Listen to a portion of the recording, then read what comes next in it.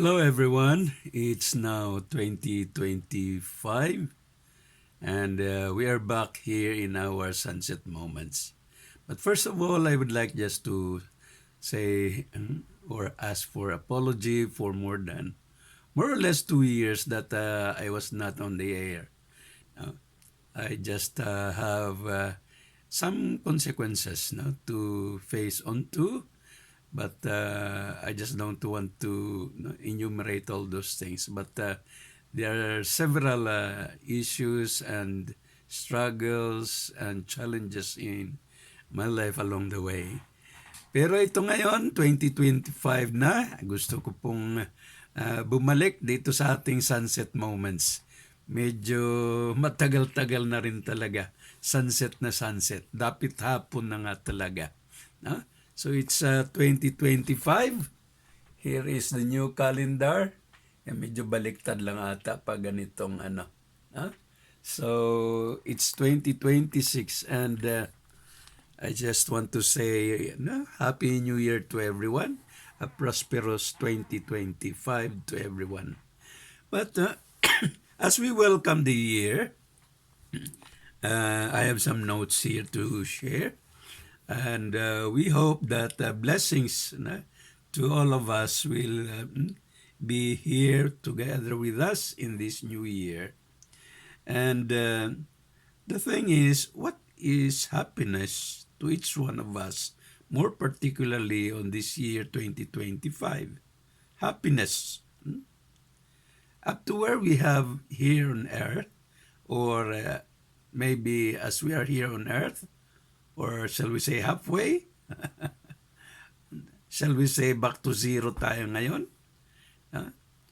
I hope not, because the previous years, kahit papano we've done something good, something that we can appreciate also, hindi lamang sa ating sarili, kundi pati na rin sa iba. Nakakatulong pa rin tayo kahit papano. And talking about some kind of achievement, siguro hindi ko naman masabing ganun na rin talaga. Marami na rin. Pero somehow, I wrote some chapters of 2 books. And yun nga lang, it's not purely mine. And I was just asked to also share some parts of it. But in the other book, almost all were drafted by me. But I say drafted because it is still subject to revisions or for editing, and I hope that it will be good and be published very, very soon. Well, talking back about time, still in a year, we have the 12 months in a year.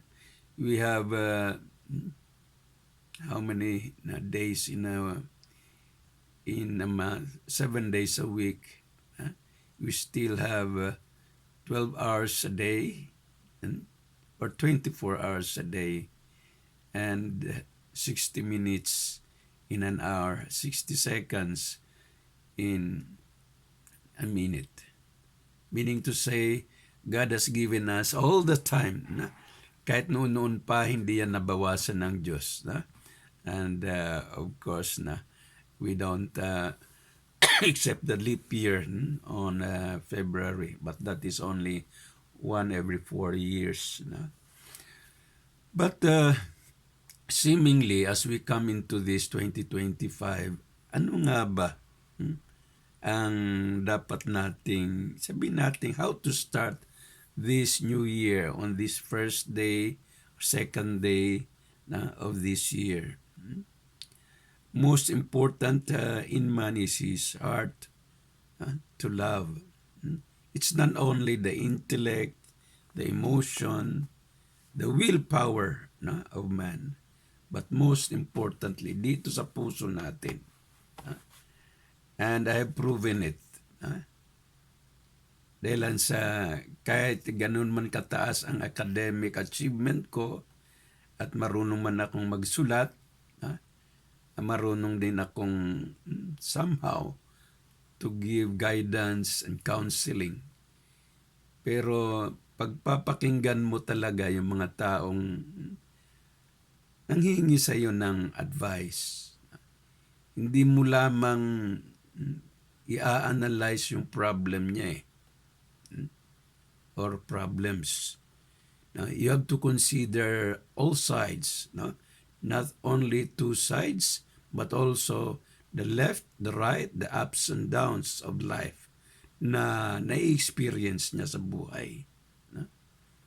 Marami, of course, 2 points determine one straight line, but along the way, may mga spirals sa buhay yan We cannot say that it's only right to the left. Along the way, mayroong mga spirals of ups and downs, no, sa buhay. Kaya kailangan nating ma-investigate or maintindihan kung ano yung up and down na kahit papano umuurog pa rin siya, no, pataas. No? Pero pag bumaliktad na naman yung spiral na yan, baka back to zero naman siya. But our guidance and advices to him, to her, will always be a good help for him or her para ma-reach pa rin niya yung goal niya sa buhay. Sa 2024, maraming mga pagsubok. No? Sa akin din, namatay yung isang kuya ko. But we have to move on. And kahit na online man lang ang ano ko sa buong pamilya, still we could make it. Salamat na lang sa tulong ng cyberspace, ng social media. Kahit papano nakapagbigay tayo ng mensahe para sa ating mga mahal sa buhay. But again, also last November or October, no, nung birthday and death day anniversary of my mom, nag-reunion yung mga kapatid ko, yung iba galing sa America and they gather. But I was just so sorry na hindi ako makapasok-pasok doon because of my health condition. No? Ayaw pa rin ng doktor payagan akong makipagbiyahe ng medyo matagal and they said na I have to somehow limit my travel. At isa rin doon yung mga monthly check-ups ko kaya I decided not to really take the risk kaya dito lang ako. Although, lahat naman ng mga anak ko, nagtatrabaho na rin sila. And my wife is also in and out sa bahay. Nagtatrabaho, pero during lunchtime, bumabalik siya rito to check if I have something to eat. But of course, kahit na paano, I can still do it by my own. No? Ang isa nga lang, pagmamahal din. Nasa puso pa rin kahit na halos hindi na tayo nakakatulong sa bahay, but the love is there. No? So going back to those counseling, yes, I have mentioned, hindi mo lamang i-analyze, understand the situation ng isang tao, kunin mo rin, halimbawang nasa sa kanya, yung buhay mo. Ikaw ang nakatayo sa buhay niya. What will you do? Kaya dapat mo rin pag-isipan kung ano talaga yung kalagayan niya. And to solve the problem, you are not only listening to it. You have to really feel it with your own heart. Kaya ikaw naman, of course, physical naman yung may sakit ka sa puso. Pero, talking about heart, it points to love. Love that you can really give something that he or she can move on, whatever is going on, no? She has to level up and move forward. So itong 2025, no, marami tayong mga naiwang mga sabihin natin mga goals, no? Nasa resolution natin, mga nasa bucket list natin na halos hindi natin natupad. Siguro 2-3 ang natupad man natin, pero marami ring mga balakid na medyo mas marami pa sa listahan natin. Mga hindi natin na nakikita noon, hindi natin na inaasahan. But okay, 2025, if needed na dalhin pa rin natin yung mga problemang yun, then still we can take it and i-augment na rin natin dito sa bagong taon na ito so that we can make our 2025 good. No? And as I have said, it's not only the intellect, emotion, and will. No? Intellect, maraming mga cognitive skills dyan eh. Not only the knowledge, but you have to understand. No? As I have said, problems also, of course, andun na yung information, but you have to understand. No? But aside from something like computation, you have to analyze. No? You have to analyze before you apply what is the physical or physiological, psychological, or even financial aspect na he or she needs to solve the problem.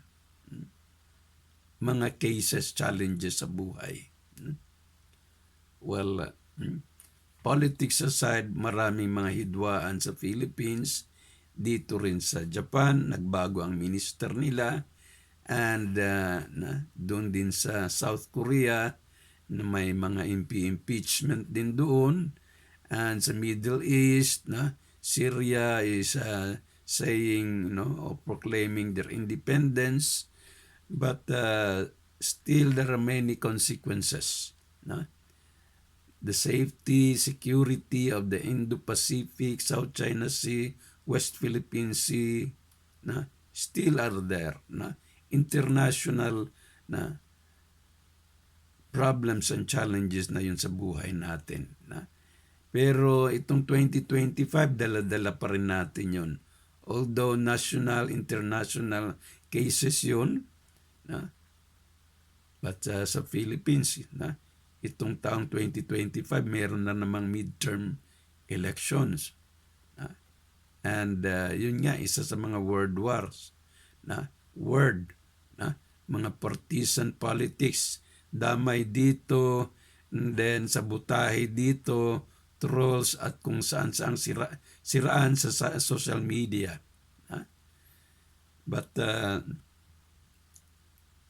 what can we do? We have to really also not only listen but also analyze which one is which. Now, there's the so-called Ayuda, there is the SWD, there is for peace, there is also AKAP, but many things. Pero pag-aasa lang tayo sa Ayuda, andun yung pera, but that's only for a week. And after a week, wala na naman. Darating na yung eleksyon, mabudol na naman. May mga masasabi na namang nabudol ako. So, what will happen? Andun na naman yung mga emotional effects sa mga decision making natin. Kaya iiyak ka na naman dyan, maging happy ka ba dyan sa nakuha mong ayuda, but after a week or two or a month or two, balik na naman sa zero. So we have to think not only on politics, even on our livelihood, sa ating mga anak, on how we can really also help our children as they walk along their life of faith, along their life of realities. We also have to guide them. Gusto ba nila mag-asawa na? Wow, we have to we have to also guide them, give also. Of course, kung nasa legal age na sila, there's no problem with that. But being parent or parents, they need also our guidance and advices kung paano, saan, the four W's, when, where, who, what, why. No? And if things are defined, then management-wise, andun na yung how. No? How will it be done? How, and yun na yung mga how. Na? That will answer the management. Na? But leadership-wise, andun yung mga 4 W's. Why, what, who, where, when. Sa leadership na yan that a man should really make a good plan for his vision and dream. Medyo malalim man ito, pero maganda na rin itong pag-usapan nitong bagong taon na ito. No? I hope na dala-dala pa rin natin. And of course, to get it, to reach it, achieve it, dapat andun yung willpower natin. What we mean is our determination to really reach and have our goals or the goals we set for this new year 2025. Naitanong ko nga sa mga kaibigan ko, while we are trying to take a look back sa 2024, tanong ko, ano yung mga magandang moments sa buhay mo at mga challenges, struggles mo sa buhay noong nakaraang taon? A kind of reflection, looking back, kung ano yung mga nadaanan natin noong 2024. About health, about livelihood or finance, about your children, your surroundings, your life of faith, lahat na relationships with your wife, mutual relationship, conjugal relationship, parental relationship with your children, your spiritual connection to there, up above. Tawag nila si bossing doon sa itaas. And makita natin kung ano yung mga naiwanan talaga. And augmentation means kailangan nating bigyan pa rin ng paraan, solution dito sa pagdating ng 2025. Hindi natin pwedeng iwan-iwanan na lang yung mga magagandang bagay na umpisan na tapos tatapusin na lang dito sa bagong taon. Let's try to augment or continue on those things para hindi masayang yung mga naumpisahan nung nakaraang taon. Ganun din sa health. Kung meron ka ng maintenance, hindi mo na basta-bastang iwanan yun. Kailangan talagang asikasuhin din yun. Like my son, sorry to say, last 2 months ago, na-diagnose siya, and then ngayong January, kailangan niya ng surgery. Last year pa yon, pero ngayon, noong January, he has to undergo the operation. And we're praying for the success of that. Itong taon naman, Enero na ito, 2 beses din akong babalik ulit sa doktor ko. So, those things from the other year, I have to bring it back into here. But it's not the only thing that I have to bring back into this 2024. I am not going back to zero, but I have to move on and make the good things that I can do for this 2025. Sa atin din, mga kaibigan, mga kapatid, maganda na rin itong mga unang araw, unang linggo ng buwang Enero sa taong 2025. Dapat nakaplansya na rin yung mga goals and mga sabihin nating mission sa buhay natin. Goals na kailangan mo nang bigyan ng mga, of course, plans, budget. And before you make implementation, maybe you have to think kung ano ang magandang strategies, ano ang system na gagamitin mo to make a good achievement, planchado kung paano dalhin at makamit yung mga gusto natin, mga ninanais natin. What we have in vision, or what that vision and mission and goals or objectives, our VMG, vision, mission, goals, sama na natin yung general or specific objectives ng buhay natin. Still we have 12 months. But as I've said, in this first week of January, maganda na yung nakaset up na yung mga natin, objectives and goals natin. And let's make a good planning, and 24/7 tayo. Let's try to think, kahit na nakahiga tayo, think on what is better, what strategy is good in order that we can reach our goal. Isa nga lang pala, yung goal natin, yung tingnan mo rin yung reality na reachable. Yung sa Tagalog ba, abotable, na talagang maaabot mo. Para hindi ka naman mag-expect ng expectation mo, andun ka na sa langit, tapos yun pala, bigla kang mahulog. Buti kung nasa isang 5-story building ka, o rooftop na medyo malambot-lambot, may cushion, or sa swimming pool na pagbagsak mo, ayun, walang bukol. So dahan-dahan lang yung pagplano.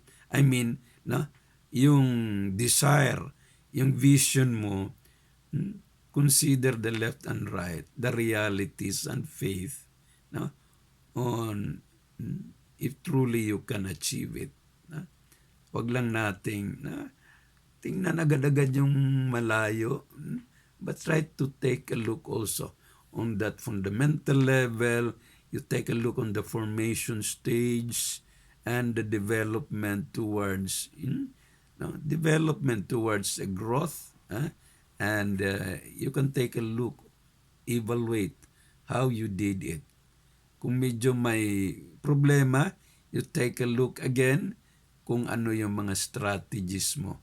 If you have the right formula, if you have made the best application of your the principle, the solution, or the formula that you are using. Kung hindi man, you can go back to your theory and take a look kung tama ba yung mga formula na nasa theory.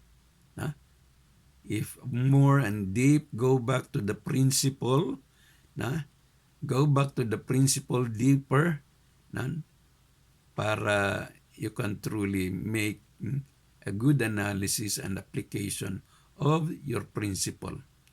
So, talking about principle, be a man of principle. Have a principle way of life para maganda rin ang patutunguhan natin sa 2025 na ito. So, hindi ko lang patatasin ito, pero again, patawad po kung ilang 2 taon nata tayong medyo nahinto sa ating sunset moments. Talagang hindi lang maiwasan talaga. May mga conditions talaga. Hindi lamang sa kalusugan, kundi pati na rin sa mga pamilya at saka sa mga lipunan, mga community relationships, mga obligasyon din natin sa ating mga nasa paligid natin. Maraming salamat po. Ito muna ang ating unang episode natin sa ating Sercotilo 2025. Now again, Happy New Year sa ating lahat. And ano na bang susunod? Three Kings? Okay, thank you very much. See you next time. Bye-bye.